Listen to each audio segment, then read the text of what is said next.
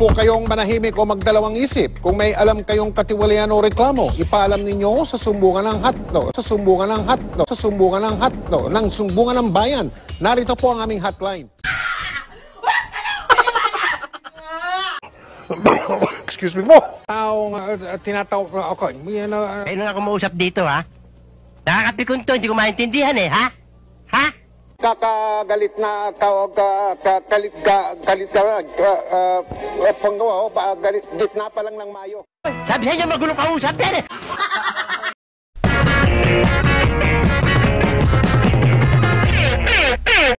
To our viewers. Mga kababayan ko, hindi po ako narito. No, you can say in English kasi para maintindihan din ni ano. All my fellow Filipinos, now this is my side. Listen, look, and listen, and learn.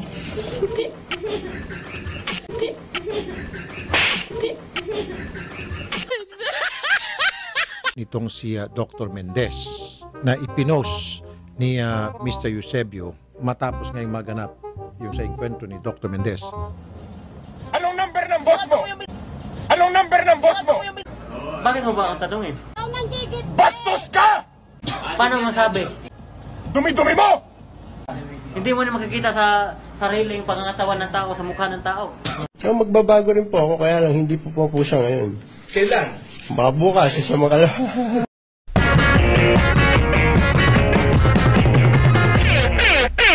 Magandang umaga. Ano ba yan? Magandang gabi, Luzon.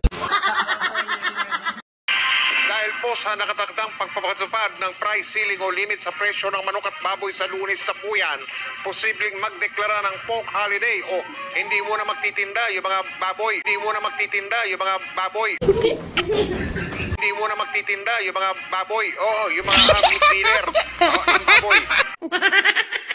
Huwag po kayong manahimik o magdalawang isip. Kung may alam kayong katiwalian o reklamo, ipaalam ninyo sa sumbungan ng hotline, sumbungan ng hotline, sumbungan ng hotline, ng sumbungan ng bayan. Narito po ang aming hotline. Tono sa pagtipa niya sa teklado ng piano.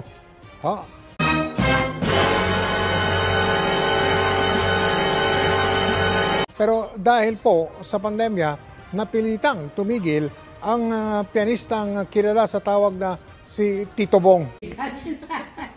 Ang musika niyang nanghahalinaw noon sa mga mall ay hindi na po mapigil sa pagbigay aliw sa paraan naman na new normal.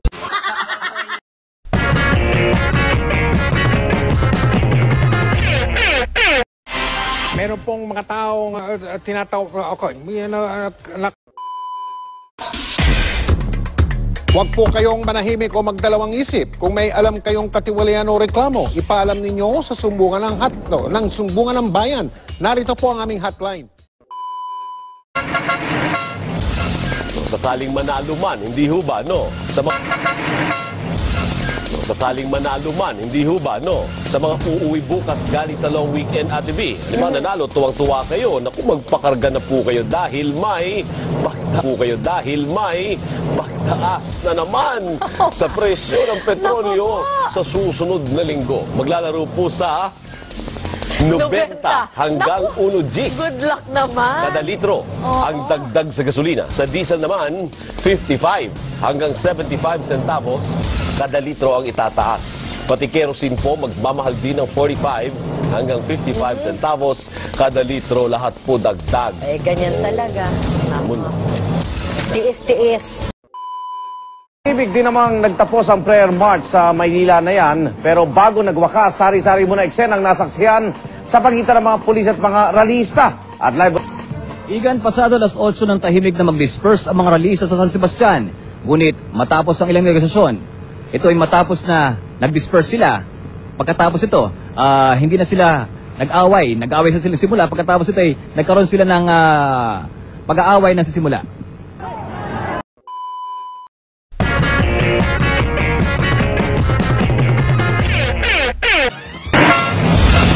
Sakaling manalo man.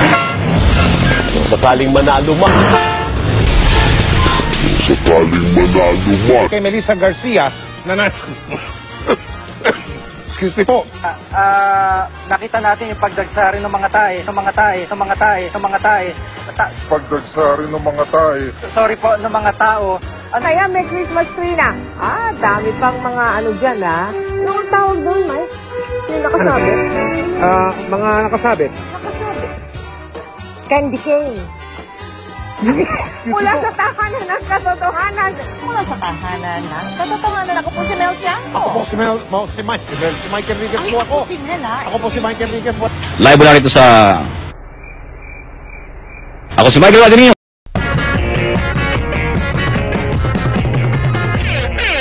Mga kapuso, natatandaan nyo ba yung nag-viral sa social media na sa pilitang... Excuse me po. Sa pilitang pagpapababa ng isang taxi driver sa kanyang pasahero. Yun. Uyo! 18 oras ang inabot bago natunton ng bangkay ng isang batang 7 taong gulang na nalunod sa Pasig River. Aksidente lang umanong nahulog ang ilog sa bata. Gulo-gulo!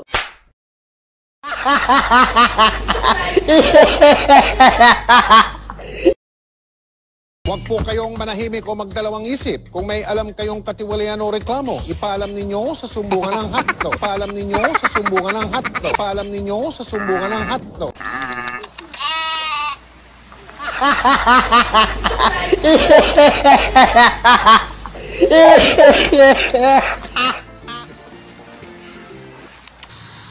Tapos ginagawa mo akong katatawanan. Tingnan mo yung mukha ko. Ito ba'y mukhang katatawanan? Itabi mo yung mukha mo sa akin. Sino ang mukhang puppet sa atin? Ako, hindi ako naka-BMW, ha? Wala akong BMW. Ikaw, alam ko, naka-BMW ka. Oo, naka-BMW ka. Sabi ng iba, mayaman pala yan. Hindi BMW yan, ibig sabihin. Buhok mo, wig.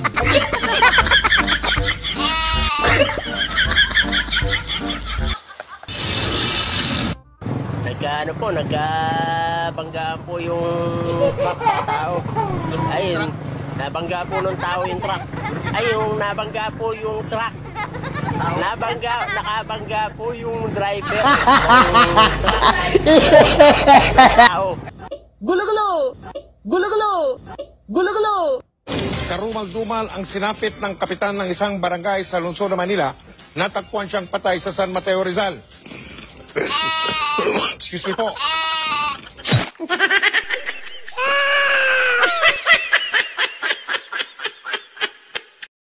Mula sa tahanan ng katotohanan. Ako po si Mel Tiangco. Ako po si Mike Enriquez po ako. Si Mel, ha? Ako po si Mike Enriquez. Walang kinikilingan. Walang...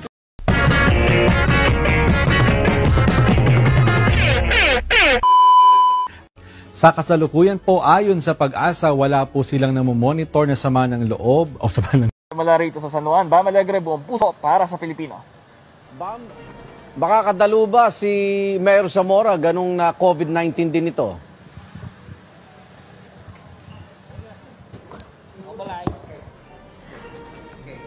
Okay, salamat. Makikita natin na kahit nasa labas sila ng tindahan, o nasa labas sila ng simbahan, ay makikita natin na hanggang sa ngayon, natutupad pa rin yung social distancing.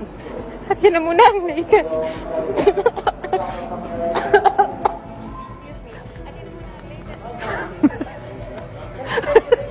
Marami.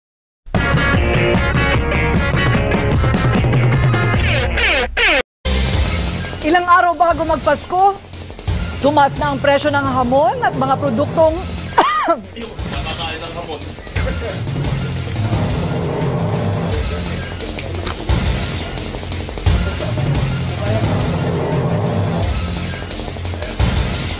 Nabulunan noon ng hamon si Kuya. At ilang araw po bago magpasko, tumaas na nga po ang presyo ng hamon. Testing 1, 2, 3.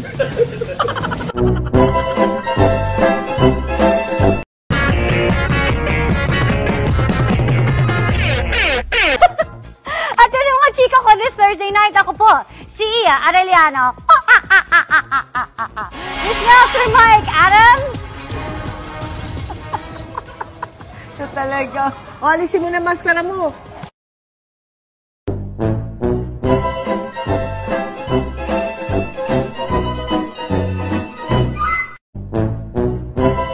Nagbigay na rin ng pahayag ang dating asawa ni Mark Anthony Fernandez.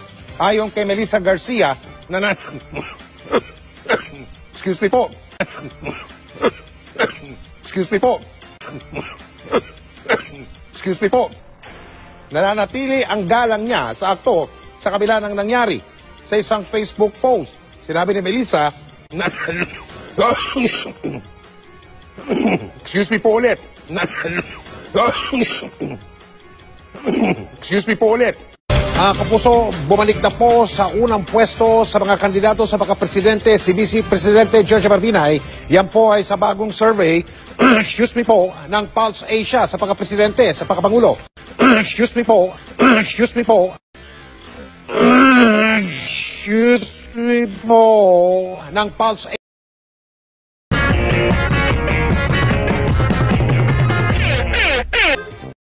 Mga hinuli doon. Kaya katawat-tawa raw ang mga nakuwang mga armas. Katawat-tawa raw. Kaya katawat-tawa raw ang mga nakuwang mga armas. What? Bro, what are you talking about, man? At yan ang mga balita ngayong Biyernes. Ako po si Mel Tiangco. Ako po si Vicky Morales. Ako po si Mike Enriquez, buong puso para sa Pilipino. Ito ang GMA, walang kinikilingan, walang pinoprotektahan. Yo! Sige nga, sige na nga. Hindi ko kaya yan eh. Practice muna ako, ha? Hindi ko na rin kaya ulitin yun. Walang kasinungalingan, serbisyong totoo lamang. At dahil hindi natutunog ang balita, nakatutok kami 24 oras. Yes! Wow!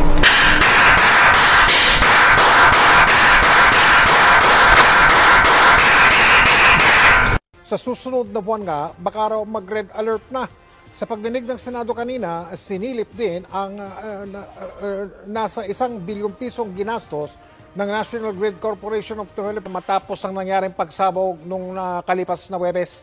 Ang sabi po ng PBOX, hindi nila isinasaisang-tabi ang posibilidad na muling sumabog ang bulkan. Mula sa Talisay sa Batangas, nakatutok live si Marisol Mayo sa Saudi Arabia. Ay siya po ay pinagmalupitan umano ng kanyang babaeng amo at hinalay pa raw siya ng lalaking amo ng Department of Health.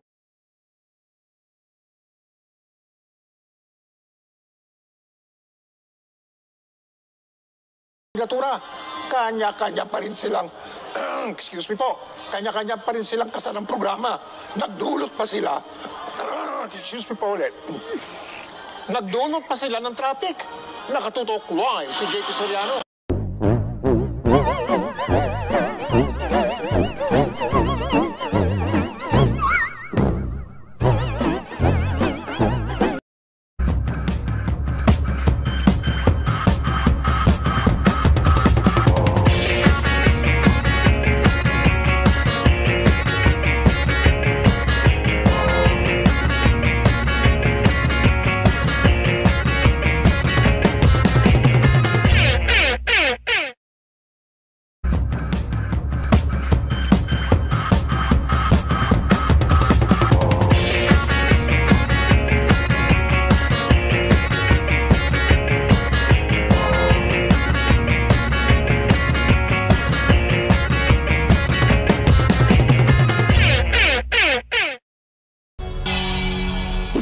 Say ping pong.